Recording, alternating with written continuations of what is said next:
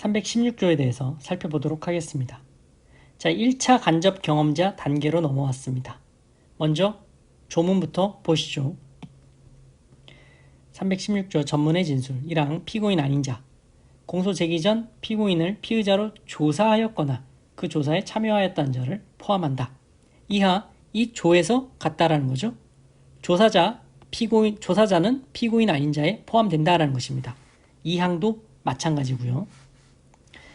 공판 준비 또는 공판 기일에서 진술이 피고인의 진술을 내용으로 하는 것인 때에는 그 진술이 특히 신빙할 수 있는 상태하에서 행하여졌음이 증명된 때 하나여 이를 증거로 할 수 있다. 특신 상태만 인정되면 증거로 할 수 있네요. 2항 피고인 아닌 자. 이 피고인 아닌 자는 조사자 포함한다라고 1항에서 보았죠. 2하 2조에서 같다. 그 피고인 아닌 자의 공판 준비 또는 공판 기일에서 진술이 피고인이 아니라 피고인 아닌 타인의 진술을 내용으로 하는 것인 때에는 원 진술자가 사망, 질병, 외국 거주, 소재 불명, 그 밖에 이에 준하는 사유로 인하여 진술할 수 없고 즉 진술 불능이고 그 진술이 특히 신빙할 수 있는 상태 하에서 행하여졌음이 증명된 때 하나여 이를 증거로 할 수 있다. 진술 불능, 특신 상태, 불특이다. 자, 다시 교재로 돌아오시죠. 자, 이 그림은 우리가 전문 증거 개관할 때 보셨던 큰 그림에서 이 316조 해당 파트만 따서 다시 크게 그려본 것입니다. 자, 다시 보시죠. 직접 경험자, 당의 피고인이다. 그 원 진술을 당의 피고인 아닌 자가 법정에 진술한다. 전문 진술이죠. 원 진술자가 당의 피고인이니 316조 1항이다. 1항은 특신 상태만 인정되면 법정에 들어갈 수 있다. 자, 직접 경험자, 피해자, 목격자, 공범 등 다른 피고인을 포함하는 당의 피고인 아닌 타인이다. 이 원진술을 당의 피고인 아닌 자, 1차 간접 경험자, 조사자, 공범 등 다른 피고인, 피의자 포함합니다. 그 당의 피고인 아닌 자가 법정에 진술한다. 전문 진술이죠.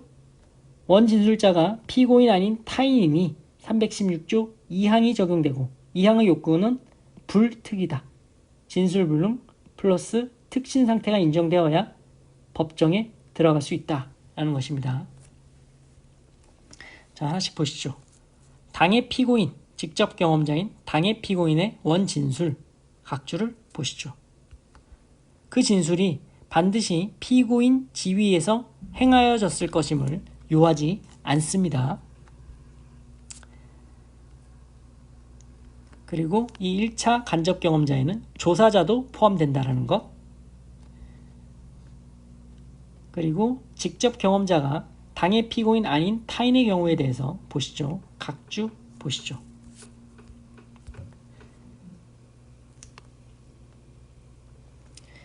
자, 을의 전문 진술의 원 진술자가 공동 피고인이다. 당의 피고인 아니네요. 공동 피고인 B이어서 원 진술자가 당의 피고인이 아니니 316조 1항이 아니라 2항으로 가죠. 316조 2항은 당의 피고인 A입니다. 당의 피고인 아닌 타인에는 해당하나 그 공동 피고인 B가 법정에서 공소사실을 부인하므로 원 진술자 B가 진술불능에 해당되지 않는 바 증거 능력이 없다. 즉 원 진술자가 공동 피고인이에요. 근데 공동 피고인의 얘기를 전해 들은 을의 전문 진술이 법정에 들어오기 위해서는 316조 2항의 불특, 즉 진술불능과 특신 상태가 인정되어야 하는데 원 진술자인 공동 피고인이 법정에서 공소사실을 부인한다. 지금 재판을 나와서 받고 있어요. 진술불능이 아니라는 거죠. 따라서 316조 2항의 요건을 충족 못하였으니 증거 능력이 없다라는 것입니다. 자, 보시죠. 을의 전문 진술을 당의 피고인 A에 대한 유죄 증거로 쓰는 경우예요. 방금 보신 내용이요. 자, 합동절도다. 피고인 A와 피고인 B가 합동절도로 공소되었습니다. 공범인 공동 피고인 B다.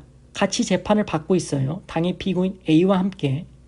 당의 피고인 A는 그 공소사실을 부인하고 공범인 공동 피고인 B는 자백하고 있습니다. 그런데 공동 피고인 B의 얘기를, 자백하는 얘기를 들은 을이 그 전문 진술을 법정에 하고자 한다. 그런데 원 진술자가 공동 피고인, 즉 당의 피고인 A가 아니죠. 당의 피고인 아닌 타인이니 316조 2항이 적용되고 2항은 진술불능 플러스 특신상태 요건이 갖추어져야 되는데 원 진술자인 공동 피고인이 지금 법정에 나와서 자백하고 있단 말이에요. 진술불능이 아닙니다. 따라서 316조 2항의 요건을 충족하지 못하니 법정으로 들어가지 못하는 거예요. 증거 능력이 부여되지 않는 거죠. 지금 이 판례는 그 내용입니다. 하지만 주의하실 것은 이 을의 전문 진술을 만약에 B에 대한 유죄 증거로 쓴다면, 이 을의 전문 진술을 B에 대한 유죄 증거로 쓴다면 이 B의 진술은 이 B가 당의 피고인이 되어버리는 거죠. 즉 B가 당의 피고인이 되는 경우라면 피고인 아닌 자의 진술이 당의 피고인 B의 진술을 내용으로 하는 것으로서 316조 1항이 적용된다라는 것입니다. 자, 주의하시고요. 자, 다시 올라오셔서 1차 간접 경험자에는 조사자 포함되고 공범 등 다른 피고인, 피의자도 포함된다라는 것. 자, 1차 간접 경험자에 조사자가 포함된다. 조문에 있었죠? 316조 1항, 2항 모두 마찬가지입니다. 자, 다음 페이지. 그래서 조사자 증언이 문제가 되는데 피의자 316조 1항이죠. 피해자의 진술을 전해 들었다. 수사기관이 316조 2항입니다. 피고인 아닌 타인의 진술.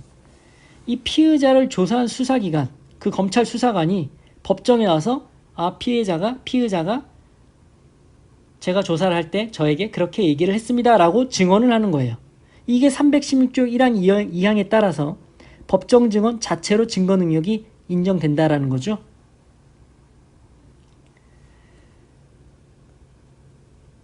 자, 반면 그 진술 외의 조사 사항에 대해서는 이 전문 증거가 아닌 거예요. 이 진술 외의 조사 사항에 대해서는 그 증언이 원본 증거인 거죠. 그것은 일반적으로 당연히 인정이 되는 거예요. 자, 146조, 형소법 146조는 법원은 법률에 다른 규정 없으면 누구든지 증인으로 신문할 수 있다라는 증인 자격에 대한 규정이에요. 그래서 그 146조에 따라 당해 사건의 경찰관을 증인 신문한 것이 진술 외 조사 사항에 대해서 증인 신문한 거예요. 증거재판주의나 증인 자격에 관한 법리를 오해했다거나 헌법 위반 위법이 있다고 할 수 없다. 즉 그 증언의 증거 능력 있다라는 것입니다. 이거는 일반적인 것으로서 당연한 거예요. 지금 이건 자기가 조사한 피의자나 피의자의 진술에 대해서 그 전에 들었다고 법정 증언을 하는 것이 316조 1, 2항에 따라서 증거 능력이 인정된다라는 것이고, 지금 이거는 그 외의 사항에 대해서, 그 외의 자기가 경험한 사실에 대해서 증언하는 거예요. 그건 당연히 인정되는 거죠. 자, 그리고 수사기관과 수사기관 아닌 단순 입회자의 경우를 비교하셔야 됩니다. 피고인이 경찰 조사 중에 범행을 인정하였다는 것을 직접 보고 들었다는 수사기관 아닌 입회자 증인들의 증언 및 그들에 대한 사경, 검사 작성의 진술 조서는 모두 피고인이 내용을 부인하는 이상 증거 능력 없다라는 것입니다. 수사기관 아닌 단순 입회자의 경우에는 피고인이 내용을 부인하면 법정에 들어올 수 없습니다. 자, 수사기관과 수사기관 아닌 입회자의 경우를 비교를 하시기 바랍니다. 자, 그리고 전문 진술을 담은 조서, 전문 진술을 담은 기재서류, 전문 진술을 담은 진술서의 경우에는 증거능력 인정 요건에 관해서 형소법이 규정하고 있지 않습니다. 하지만 판례는 보십시오. 전문 진술이 기재된 조서는 312조 또는 314조 규정에 의해 각 증거 능력이 인정될 수 있는 경우에 해당하고, 나아가 플러스 316조 2항 규정에 따른 요건을 갖추어야 예외적으로 증거 능력이 인정된다. 즉 조서, 기재서류, 진술서에 관한 요건 플러스 전문 진술에 관한 요건을 모두 갖추면 증거 능력이 인정된다라는 것입니다. 자, 주소를 확인해 보시죠.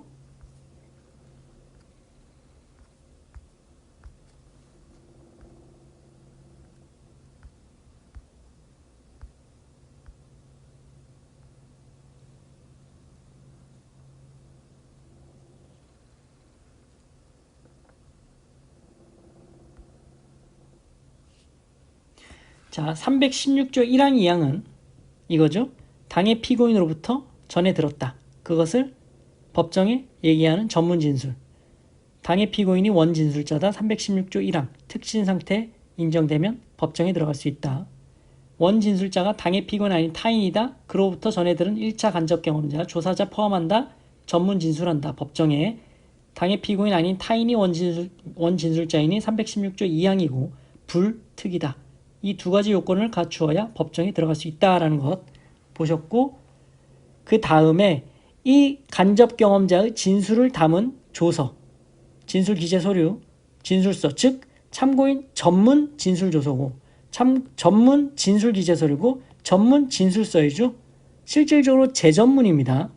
그런데 이 316조 1항의 전문 진술에 대한 요건과 조서에 대한 요건, 전문 진술에 대한 요건과 진술 기재 서류에 대한 요건, 전문 진술에 대한 요건과 진술서에 대한 요건을 모두 갖춘다면 법정에 들어갈 수 있다라는 것이 판례입니다. 자, 이것도 마찬가지입니다. 참고인 전문 진술 조서, 전문 진술 기재 서류, 전문 진술서 모두 전문 진술 요건과 조서 요건, 전문 진술 요건, 진술 기재 서류 요건, 전문 진술 요건, 진술서 요건을 모두 갖추면 법정에 들어갈 수 있다라는 것이 판례의 태도라는 것. 규정에는 없지만, 자, 이왕 그림을 보시니 그 다음 단계로까지 넘어가 보시죠. 자, 2차 간접 경험자로 넘어가면 그때부터는 선이 두 개가 그어져죠. 그때는 진짜 형소법에서 증거 능력을 인정하는 규정이 없습니다. 따라서 재전문 진술 이후 단계부터는 증거 능력을 인정할 수 없습니다. 판례도 인정한다라는 판례가 없습니다. 이런 별도의 요건은 판례들이 설치를 하지 않아요. 하지만 증거 동의가 있으면 법정에 들어올 수 있다라고 보았죠. 재전문 진술 이후부터는 원칙적으로 형소법에서 증거 능력을 인정하는 규정이 없다. 그래서 법정에 들어올 수는 없는데 증거 동의를 하면 법정에 들어올 수 있다. 증거 능력이 인정된다라는 것입니다. 자, 내려가셔서 보시죠.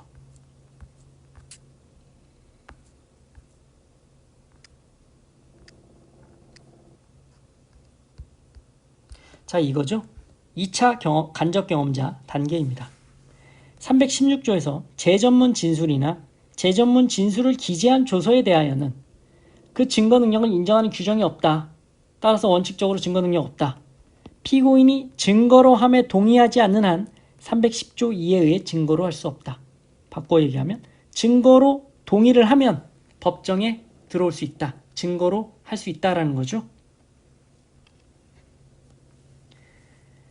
네, 지금까지 전문 진술을 담은 조서 등의 증거 능력 인정 요건과 재전문 진술을 기재한 조서의 증거 능력에 대해서 살펴보셨습니다. 고생하셨습니다.